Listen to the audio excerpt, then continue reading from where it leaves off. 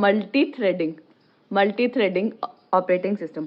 अब multi threading operating system का basic concept क्या है? अब बेसिक मैं आपको पहले इसमें थ्रेडिंग मतलब थ्रेड क्या होता है?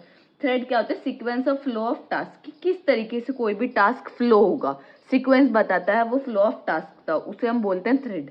ठीक है, थ्रेड या हम दूसरे लैंग्वेज में बोल सकते हैं कि वो हमें पाथ बताते हैं एग्जीक्यूशन का, कि कोई भी प्रोग्राम हम एग्जीक्यूट कर रहे हैं, कोई भी प्रोसेस हम एग्जीक्यूट कर रहे हैं, तो वो किस पाथ से हम एग्जीक्यूट करेंगे, वो था हमारा थ्रेड। अब इसमें जो थ्रेडिंग है मैं उसका वर्ड का मीनिंग बता रही हूँ। थ्रेड क्या होता है? Sequence of flow of task, की कोई भी टास्क किस तरीके से फ्लो करेगा, या हमारी कोई भी इंस्ट्रक्शन है, कोई भी प्रोग्राम का पाथ क्या होगा उसकी एग्जीक्यूशन का। ठीक है, अब मल्टी थ्रेडिंग से हम क्या अचीव कर सकते हैं? मल्टी थ्रेडिंग बेसिकली हम अचीव कर सकते हैं पैरेललिज्म। ठीक है, इसमें क्या होता है, जो भी हमारा एक प्रोसेस होता है उसको हम मल्टीपल थ्रेड्स में डिवाइड कर देते हैं। एक प्रोसेस हुआ उसको क्या कर देंगे, मल्टीपल थ्रेड में डिवाइड कर देते हैं। वो होता है हमारा कॉन्सेप्ट होता है मल्टी थ्रेडिंग का।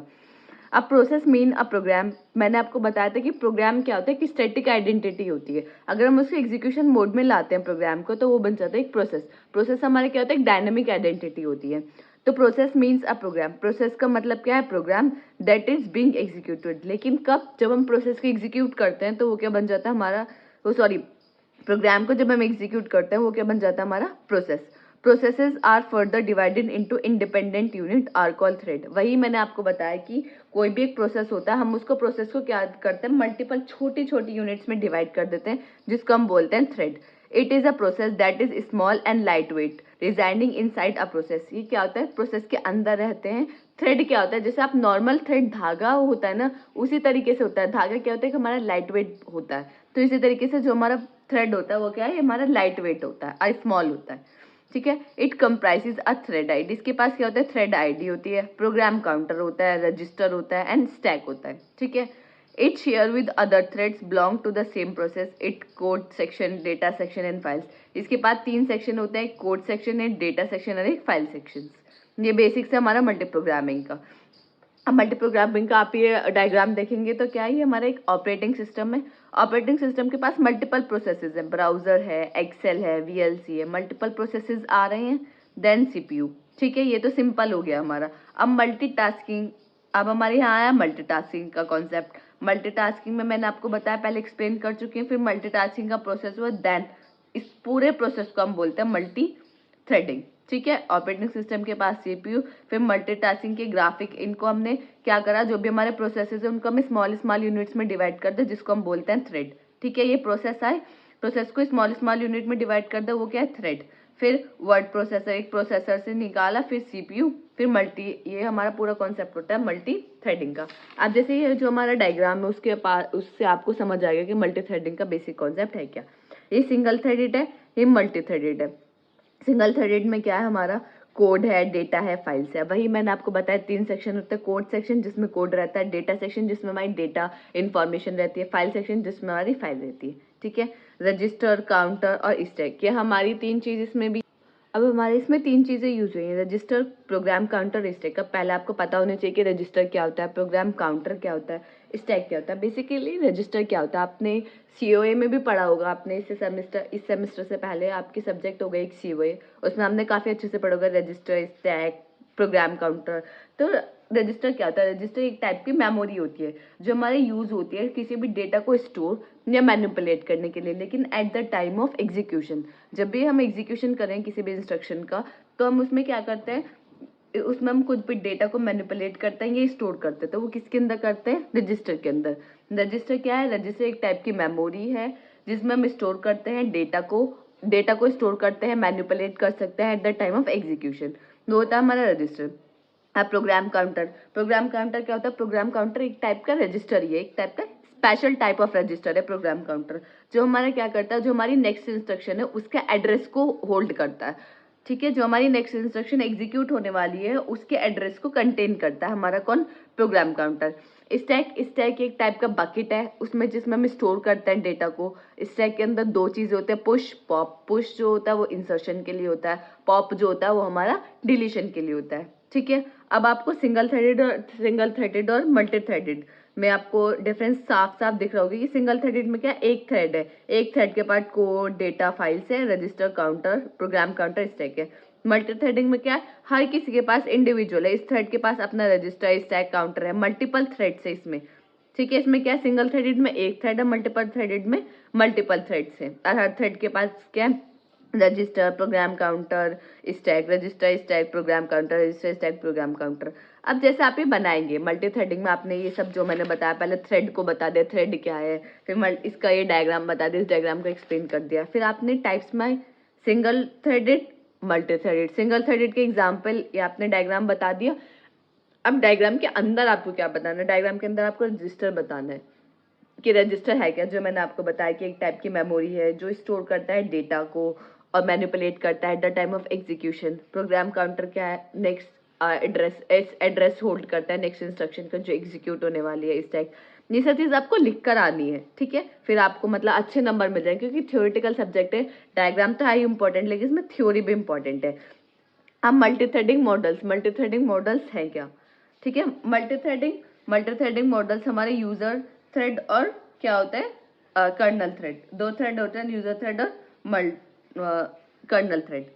अ thread library provide the programmers with in API for creating and managing thread. ये क्या होता है, एक थ्रेड लाइब्रेरी होती है जो हमें प्रोवाइड करते हैं प्रोग्रामर्स को कि वो एपीआई को क्रिएट करें थ्रेड को मैनेज करने के लिए। क्या एपीआई को क्रिएट करें, एप्लीकेशन प्रोग्राम इंटरफेस, एपीआई की फुल फॉर्म होती है, उसको हम क्रिएट करें किसको, थ्रेड को मैनेज करने के लिए। अब इसमें भी इसके टाइप होते हैं, फिर होता है मैनी टू वन मॉडल। अब मैनी टू वन मॉडल आपको पता चल रहा होगा कि बेसिकली मल्टी थ्रेडिंग का इंटरेक्शन क्या है, कि यूजर थ्रेड और कर्नल थ्रेड के बीच में होता है मल्टी थ्रेडिंग का जो वर्क होता है, ठीक है।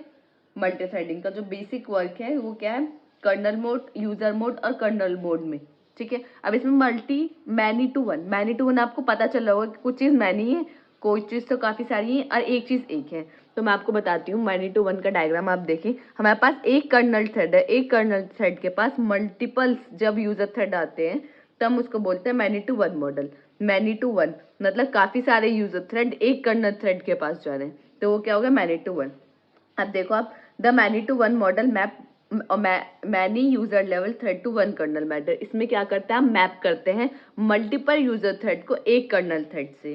Thread manage is done by the thread library. मैंने आपको बताया कि ये जो थ्रेड होते हैं, इन थ्रेड को मैनेज किससे करते हैं, थ्रेड लाइब्रेरी होती है, उससे हम इसको मैनेज करते हैं, ठीक।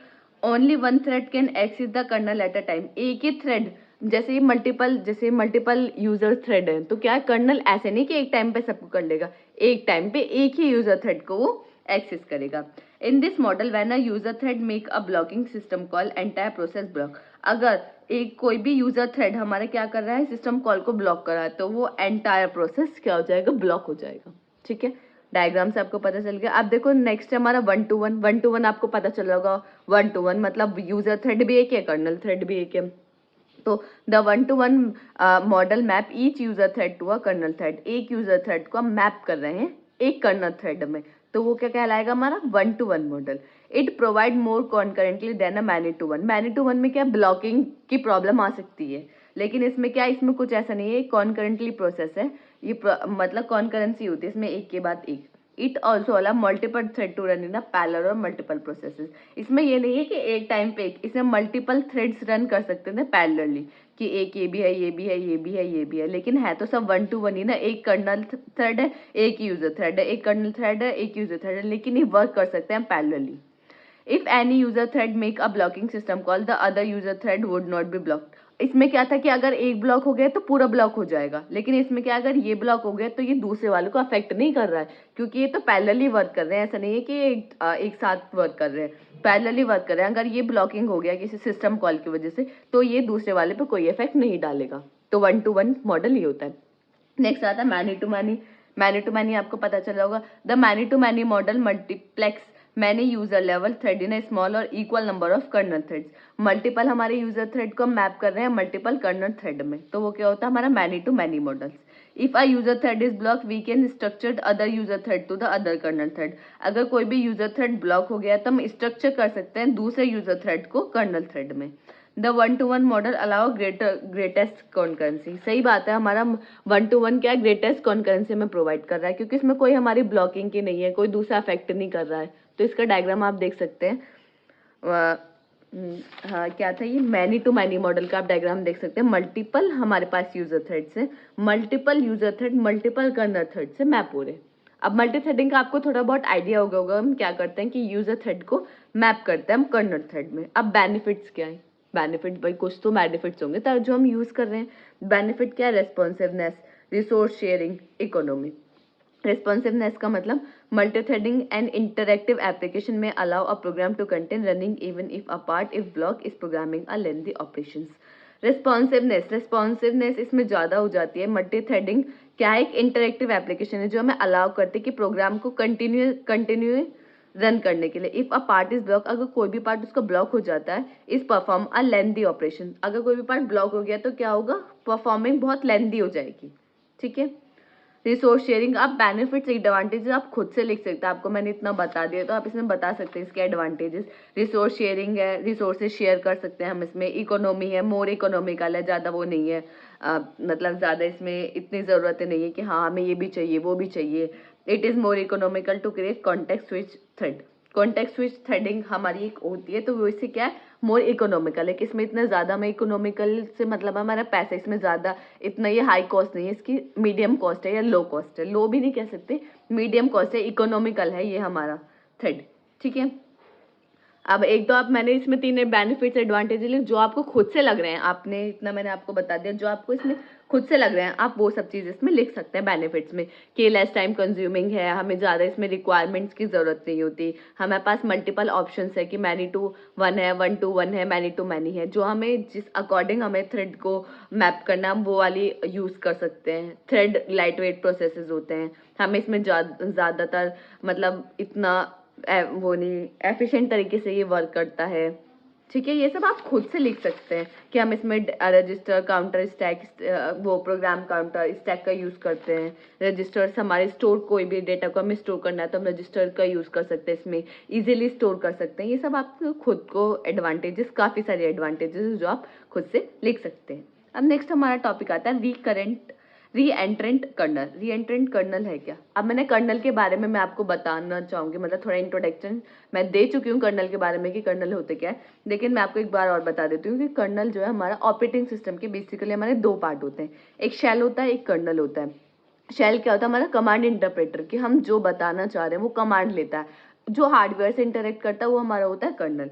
तो हमारे कर्नल का टाइप आता है री एंट्रेंट कर्नल। अ री एंट्रेंट कर्नल है क्या, a reentrant kernel is one which allow multiple processes to be execute. Reentrant colonel क्या है, जो अलाउ करता है हमारे मल्टीपल प्रोसेसेस को एग्जीक्यूट करना, किसमें, in kernel mode at any given point of time. एक गिवन पॉइंट ऑफ टाइम में हमारे पास मल्टीपल प्रोसेसेस को हम एग्जीक्यूट कर सकते हैं, किसमें, कर्नल मोड में। And to without causing any consistency problem, कि इसमें कोई भी कंसिस्टेंसी प्रॉब्लम नहीं आएगी। And the kernel data among the kernel data structure, kernel data structure में बेसिकली रीएंट्रेंट कर्नल आप समझ जाएं। रीएंट्रेंट कर्नल का मेन वर्क क्या है कि मल्टीपल प्रोसेसेस को एग्जीक्यूट करता है एक गिवन टाइम पे, किसमें, कर्नल मोड में। ठीक है, इसमें कोई भी कॉन्करेंसी प्रॉब्लम नहीं आती। ये बेसिक्स है, जो भी मतलब इसमें जो भी रिमेनिंग टॉपिक्स थे वो मैंने आपको करा दिए। अगर आपको इसमें कोई भी डाउट है तो आप कमेंट सेक्शन में पूछ सकते हैं। अगर ये आपको वीडियो अच्छी लगी हो लाइक कमेंट शेयर करना ना भूलें। Thank you for watching this video.